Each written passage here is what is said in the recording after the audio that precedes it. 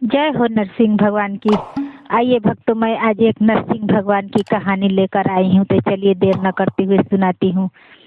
एक गांव में श्रीधर नामक एक माली रहता था। वह रोज ही फूलों की माला बनाकर भगवान नरसिंह के मंदिर के सामने बिक्री किया करता था। बहुत सुंदर सुंदर उसके बगीचे में फूल थे और वह बहुत ही सुंदर सुंदर फूलों की माला और फूल लेकर जाता था। रोज ही वह ले जाकर मंदिर के सामने बिक्री किया करता था, फूल और फूलों की माला। उसकी एक पत्नी और 2 बच्चे थे, एक लड़का एक लड़की। वह ऐसे ही उसके अपने परिवार का निर्वाह करता था। सबसे पहले वह फूल ले जाकर एक माला वह अपने लिए बनाकर ले जाता था। रोज ही ले जाकर वह पहले भगवान नरसिंह के गले में एक माला पहनाता था फूलों की, और प्रणाम करके आने के बाद वह अपनी दुकान पर बैठकर फूल और फूलों की माला बिक्री करता था। इसी तरह उसके परिवार चल रहे थे। एक दिन वह ज्यों ही टोकरी रखकर मंदिर में जाने लगा, हाथों में फूलों की माला लेकर। वहीं एक व्यापारी आता है और कहने लगा कि यह माला बहुत ही सुंदर है, तुम मुझको दे दो, मैं भगवान को चढ़ाऊंगा। वह कहने लगा कि नहीं भाई, यह पहले मैं रोज अपने लिए एक माला लेकर आता हूँ, जो भगवान को मैं पहनाने के बाद ही मैं फूलों को बिक्री करता हूँ। यह मैं अपने लिए बनाई हूँ, यह माला मैं तुम्हें नहीं दे सकता। मैं तो वह कहने लगा, चाहो तो तुम इसके ज़्यादा पैसे ले लो, लेकिन मुझे दे दो, मुझे देर हो रही है। वो कहने लगा कि नहीं, मैं यह माला नहीं दूंगा, चाहे आप जितने भी पैसे मुझे दो, मैं पहले यह माला भगवान को अर्पित करूंगा, उसके बाद आप कहे तो मैं ऐसे ही माला आपके लिए बना दूंगा दूसरा। वह कहने लगा, यह बड़ा मूर्ख व्यक्ति है, आती हुई लक्ष्मी को भी कोई छोड़ता है भला।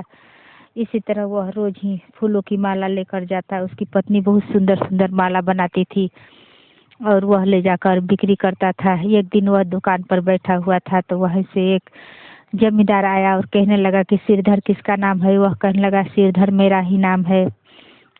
वह जमींदार कहने लगा कि भाई, मेरी बेटी की शादी है, तुम क्या फूलों की व्यवस्था कर दोगे? मेरा घर और मंडप सजाना है, बहुत सारे फूल चाहिए। वह कहने लगा कि हाँ, मैं कर दूंगा। वह कहने लगा, कल ही मुझे फूल की ढेर सारी माला और बहुत सारे फूल चाहिए।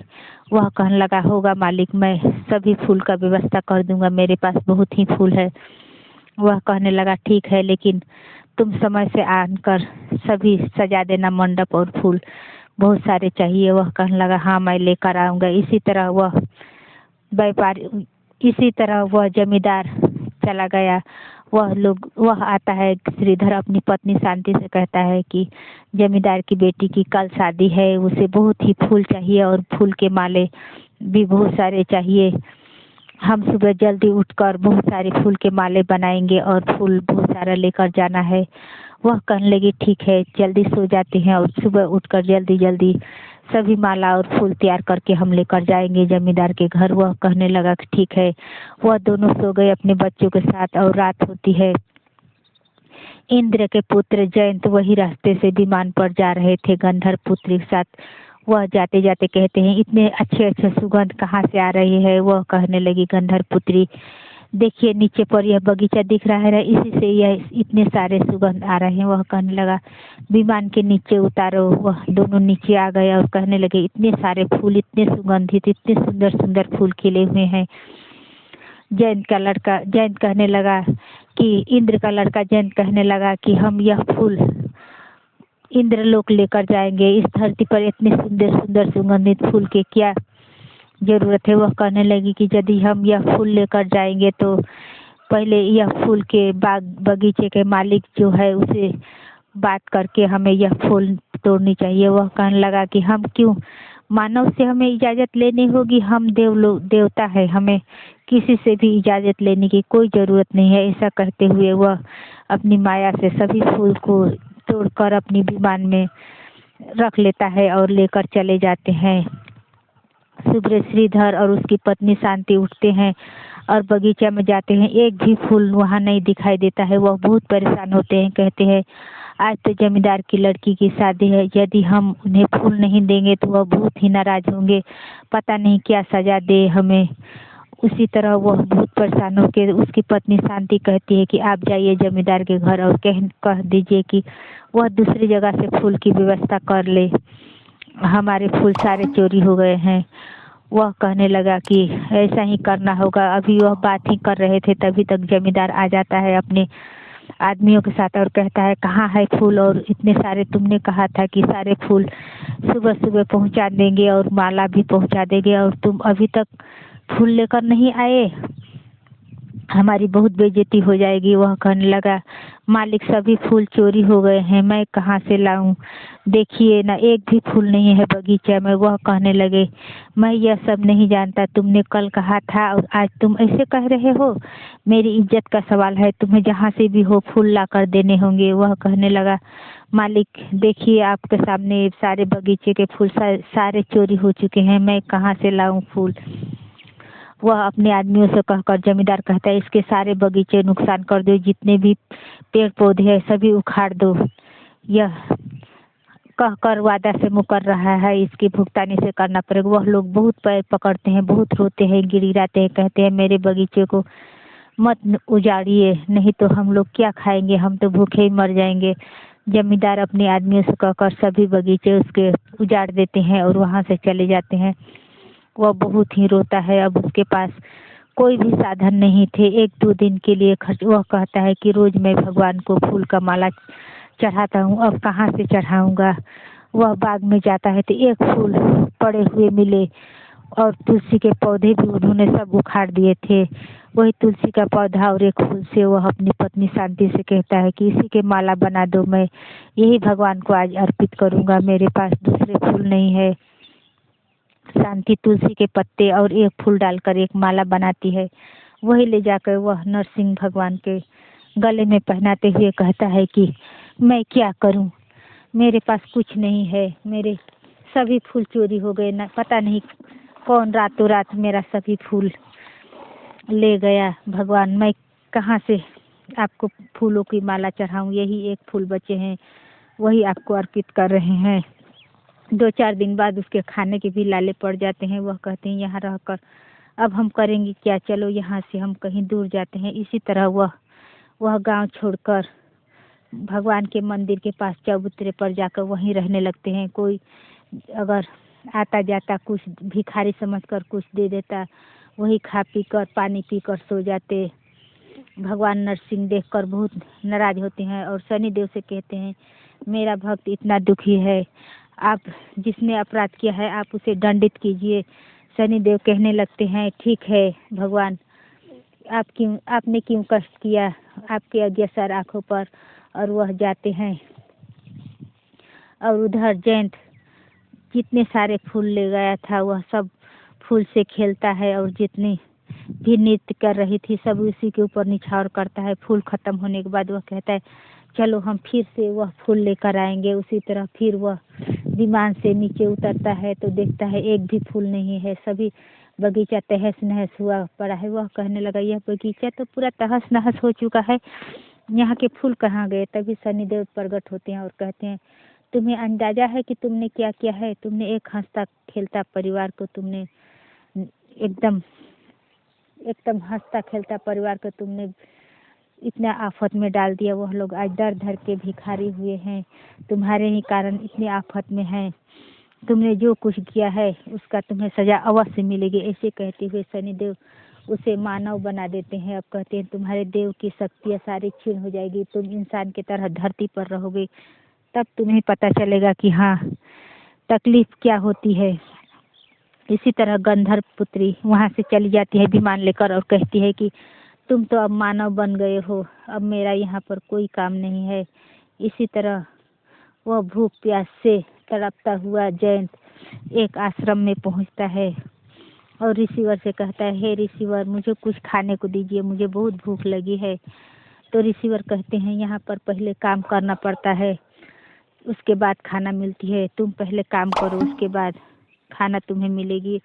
दिन भर उसे वह काम करता है, सारे आश्रम के काम, जितने भी गाय को चारा देना, गोबर साफ करना, आंगन द्वार साफ करना, सभी काम, पानी भरना, सभी कुछ करता है। उसके बाद सभी ऋषि खा लेते हैं तो उसे कहते हैं कि अब तुम भी खा लो।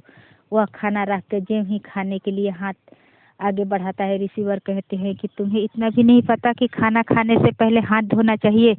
तुम पहले हाथ धोकर आओ, उसके बाद खाना। वह खाना वहीं पर रख कर जाता है हाथ धोने। तब तक वहीं पर शनिदेव प्रकट होते हैं और वो खाना लेकर उन लोग कहते हैं कि इस खाना पर इसका अधिकार नहीं है, इस खाने पर तो उसका अधिकार है। ले जाकर श्रीधर और उसके परिवार को खाने को दे देते हैं। वह हाथ धोकर आता है तो देखता है कि खाना है नहीं। अब क्या खाऊं? जो रिसीवर खा कर के पत्तल वहीं पर रख दिए थे, उसी पत्तल से वह भोजन लेकर खाता है। तब भगवान कहते हैं कि कर्म करते वक्त इंसान या जो हो सोचता नहीं है कि हम क्या भूल कर रहे हैं। अब भूख से तड़प रहा है तो जूठन भी खाने की नौबत आ गई है। इसी तरह वह बहुत परेशान होता है। एक बार वह गाय की दूध निकाल कर लेकर जाकर रिसीवर को देता है तो वह दूध खून में बदल जाती है।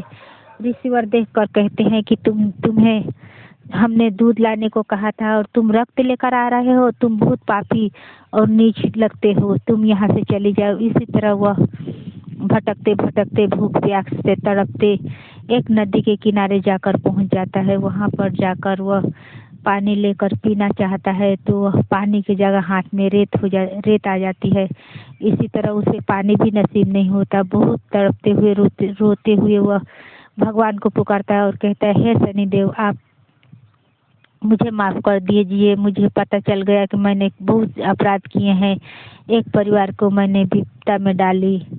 आप मुझे माफ़ कर दीजिए। आप मुझे मार्ग बताइए कि मेरा प्रायश्चित का मार्ग क्या कौन सा है। शनिदेव प्रकट होते हैं और कहते हैं, जो बाग तुम्हारे कारण उजड़ा है उसी बाग को तुम फिर से हरी भरी कर दो और उन लोगों को सौंप दो। उसके बाद तुम्हारा प्रायश्चित खत्म होगा। तब वह वहाँ से जाता है और उसी बाग को फावड़े से कोड़कर फिर से नए पौधे, अच्छे अच्छे पौधे फूलों के लगाता है और वो सींचता है। जब वह कुछ दिन के बाद फूल खिल जाते हैं, उसे उसी तरह सुगंध उसमें आने लगती है। तो भगवान कहते हैं कि वह श्रीधर वहीं से जा रहा था तो कहने लगता है कि यह इतनी अच्छी सुगंध कहाँ से आ रही है? तो मेरी बगीचे के फूल की सुगंध है। वह समझ जाता है कि यह मेरे बागों का ही फूल का सुगंध है। वह आकर देखते हैं तो फूल पहले की तरह बगीचा खिले हुए थे, फूल सभी लदे हुए थे डाली फूलों से। वह उस व्यक्ति को देखते हुए कहते हैं कि भाई, तुम कौन हो? तुमने इतनी सारी हमारी बगीचा जो उजड़ी पड़ी थी, तुमने इसे फिर से उजागर कर दिया। वह कहने लगता है कि मैं अब जा रहा हूँ, मैं आपका अपराधी हूँ, आप मुझे माफ़ कर दीजिए।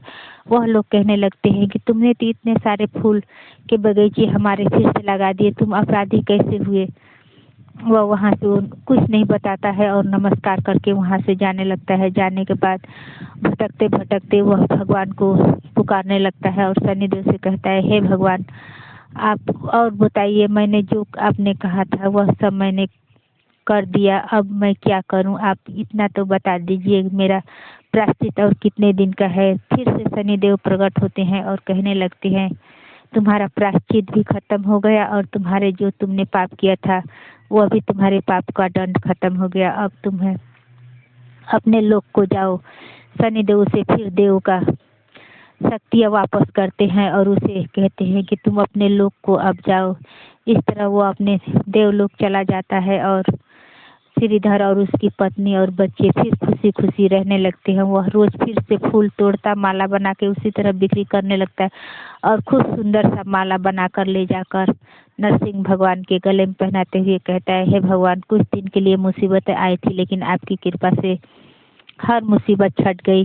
आप बड़े दयालु कृपालु हैं। मैं जब तक रहूँगा तब तक आपके फूलों की माला रोज अर्पित करता रहूँगा। वह देखता है तो नरसिंह भगवान मुस्कुरा रहे थे। अपनी भक्त की खुशी देखकर नरसिंह भगवान भी खुश हो जाते हैं और इस तरह वह लोगों का परिवार भी खुशी हो जाता है और इसी तरह वह लोग खुशी खुशी रहने लगते हैं, श्रीधर का परिवार भी। तो भक्तों, आज की कहानी इतनी ही थी। आती रहूँगी फिर अच्छी अच्छी कहानियाँ लेकर। अगर कहानी अच्छी लगे तो कमेंट जरूर से करें और लाइक सब्सक्राइब करें। आपके अंत तक कहानी सुनने के लिए धन्यवाद। अब मैं शेष कहानी में